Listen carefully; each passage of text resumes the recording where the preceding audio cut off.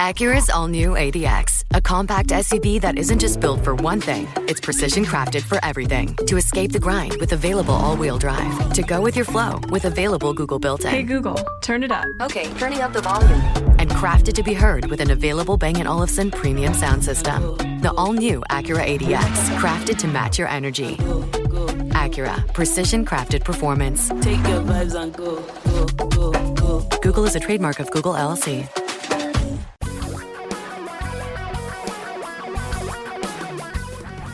Reality radio for a really great future. We're talking real money.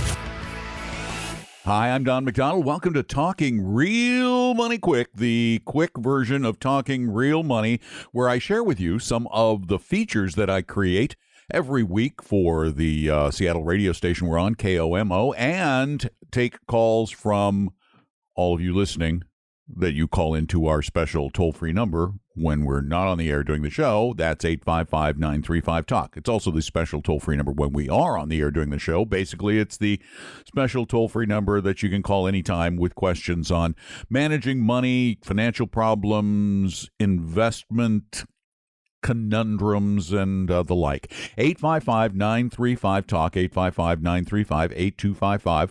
Well, this week, there were no calls to the after-hours hotline. So this week's version of Talking Real Money Quick will consist entirely of a hodgepodge of fascinating features on the basics and my thoughts and opinions on the wild and wonderful world of investing and managing money. Before we get to those, I have something I'd like to share with you, though. 8 years ago, I wrote a book called Financial Physics about the basics of money and investing. It's spelled with an F, physics, F-Y-S-I-C-S. It's a play on words. And it's about the how money and investing works, about the basics of money, the basic laws of money and investing. And I've been meaning to update it for a while. Finally got around to starting that. And the other thing I have been wanting to do for many years is create an interactive version for the iBooks store. I'd create an interactive version for platforms other than Apple, but nobody else offers that capability. So over the past few months, I've been working on the update and the iBook version of it and finally got it done. Last week, I finished it up, uploaded it, got it approved, and it is now available in the iBook store. Now, I was going to charge a little bit for it, but then it occurred to me, it's not like I need the couple of bucks that every sale is going to create, and it's really more important to me to get the educational message out that's inside the book. So I decided to offer it for free.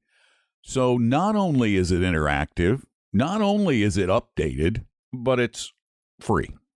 And you can go check it out right now on iBooks at the iBook store if you have a newer Apple device. And by newer, I mean many years that's compatible with the iBook store, which is most of them.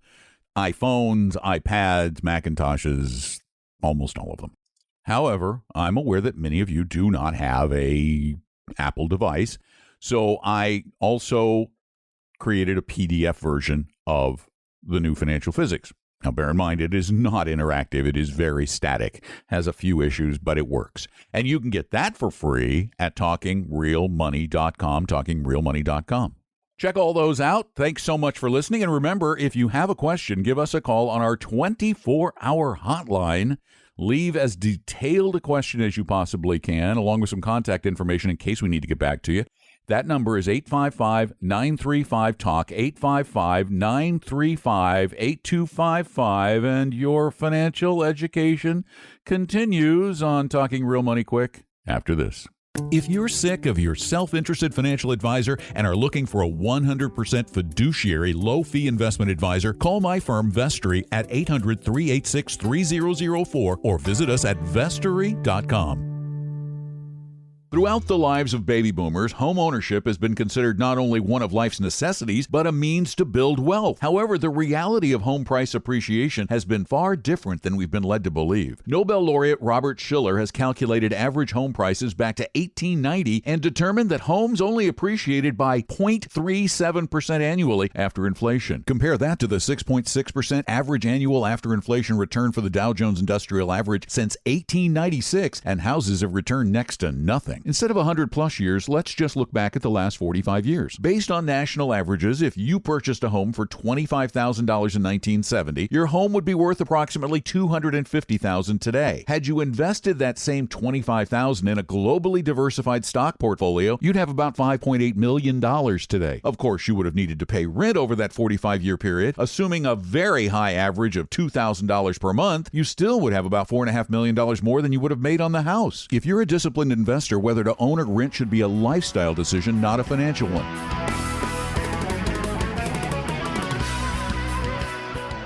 I can't count the number of times someone told me they either knew that real estate prices or stock prices were poised to plummet in 2008. Heck, I was one of them. Back in 2007, people were lined up to buy and flip condos. Prices soared to almost $500 per square foot in Florida. To put that in perspective, the median home price in the Seattle area in 2017 was under $250 a square foot. This convinced me that the real estate markets were about to implode, yet was I confident enough to act on that feeling? No. After stocks have risen for a while, it's likely they're going to fall at some point in the future like they did in early 2018. We might feel they're overvalued, but what can we do with that hunch? We could sell everything, but what if we sold months or years too early? Maybe we get lucky. We sell just before a decline. Then when do we get back in? In a few days, or do we wait several years like we did in 2008, missing the huge gains of 2009 and 2010? Our brains want to think they're smarter than they are. Therefore, when something happens after one of our thousands of random suspicions, we register an "I knew it" moment, yet we didn't know anything.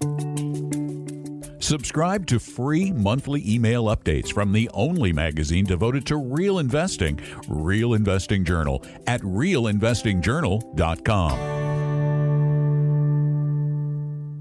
Picking the right investment advisor is easy if you ask the right questions. So here they are. 1. Are you a fiduciary? This means they must act in your best interest. You'd think all financial advice givers are required to do what's best for you, but about 85% are not held to a fiduciary standard. 2. How are you compensated and how much do you and your firm receive? Do they get asset-based fees, hourly fees, commissions, or some combination? And how much will be charged upfront and annually? If someone claims you don't pay any fees or commissions, that the company pays them, they're liars. Walk away. 3. How do you invest? Do they believe in predictive investing using active management or market timing? Or do they believe that markets are efficient and the future is inherently unpredictable? If you personally believe in psychics and functional crystal balls, choose the former. Otherwise, own the market. It boils down to 3 F's: fiduciary, fees, and fundamentals. You want an advisor who must act in your best interests, who charges a clear, fair, transparent fee, and who uses low-cost investment vehicles that don't claim to have some superhuman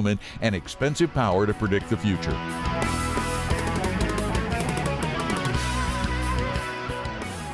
The days of working for a company for life and retiring with a pension are drawing to a close. Part of the reason for the demise of pension plans are some major human failings: overconfidence and greed. We believe we know more than we do and therefore tend to extrapolate what we think we know now into the future. Company and government pension plans have been failing for decades. The plans failed because they didn't have enough money. They didn't have enough money because their managers made overly optimistic return and actuarial, that's age of death, assumptions. These buoyant beliefs were based on the funding firm's desire to put away as little money as possible in these plans to keep their earnings high. Today, insurance companies are buying up many of the remaining corporate pension plans and are rolling them into an annuity plan that promises, like a pension, to pay retirees a set amount of income for life. However, it seems that the same faulty suppositions may sink these new plans. Can these insurance firms keep safely paying the benefits promised, given the fact that one of the biggest players in the pension privatization business, Prudential, assumes an insanely optimistic 12 to 13% average annual return on their investments? Your confidence should be low. If you're sick of your self-interested financial advisor and are looking for a 100% fiduciary low-fee investment advisor, call my firm Vestory at 800-386-3004 or visit us at vestory.com.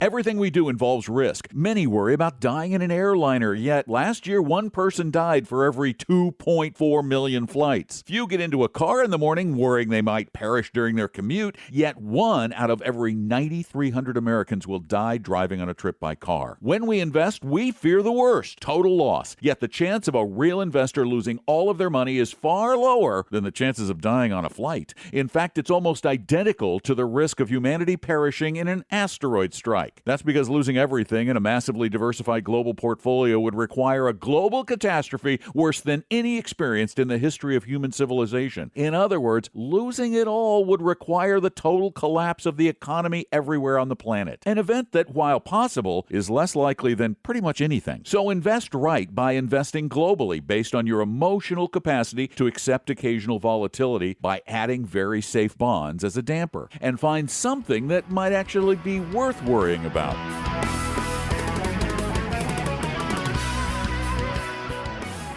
Active mutual fund managers are getting a bad reputation. Over the past 5 years, about 1 in 5 active managers beat their benchmarks. That kind of performance doesn't earn you those big fat fees, but it's not their fault, they claim. It's the market. Their argument seems like pretzel logic. Sure, passive investing shines when making money is easy, but just wait till markets fall. If the argument for active management is superior performance in bear markets, wouldn't you need to know without a doubt that a bear market is imminent? If you knew that a bear market was imminent, wouldn't you be better off switching from index funds to cash until your magic bell rang in the start of another bull market? If active managers know more than, quote, the market and deliver what's called alpha in excess of their fees, shouldn't they be able to do so no matter what the market conditions? On the other hand, if they are, as they argue, only of value during the impossible to predict declining markets, don't their higher fees during far longer rising markets eliminate some of their claimed value? If active management really works, there would be evidence that it works in good markets and bad, and that it delivers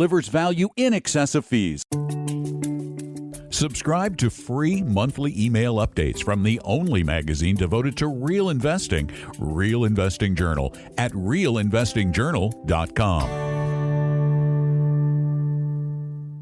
That just about wraps up this exciting edition of Talking Real Money Quick. I'm Don McDonald. Thanks so much for listening. And remember, if you have a question that desperately needs an answer, you're looking for an honorable, honest, unbiased, fiduciary second opinion, give us a call at 855-935-TALK, 855-935-8255. The nice thing about that number is you can call it whenever the spirit moves you, 24 hours a day, 7 days a week. And Tom might do it sometimes, we'll answer your questions on this podcast the next week on Talking Real Money Quick podcast, which we usually put together on Monday, Tuesday of the week. So give us a call, 855-935-TALK. Couple of brief notes. One, check out the brand new interactive version of Financial Physics with an F on the iBook store. And if you're not an Apple user, you can get the PDF at talkingrealmoney.com. Again, thanks for listening. Really, really, really would appreciate it if you tell a friend, subscribe to the podcast, and if you really like them, please leave a nice review. That helps build the audience. Take good care. We'll talk to you next week on Talking Real Money Quick. We hope you realize that the information provided on Talking Real Money is for educational and hopefully enjoyable purposes only. Providing personalized financial planning or investing advice takes time, so please consult with a really good fee-only fiduciary investment, tax, or legal advisor. We know a good one. Investing must always involve risk. In other words, you can and probably will lose money at times. Also, as much as you want it, no one can accurately and consistently predict the future. So past performance doesn't tell you a darn thing about what the future will bring. Unlike many other programs that say something similar, Talking Real Money is not trying to get you to buy or sell any financial products or securities. Instead, the program is provided as a public service by Vestry, a fee-only registered investment advisor. Thanks for listening, and please visit talkingrealmoney.com for more information and disclosures. Are we done now?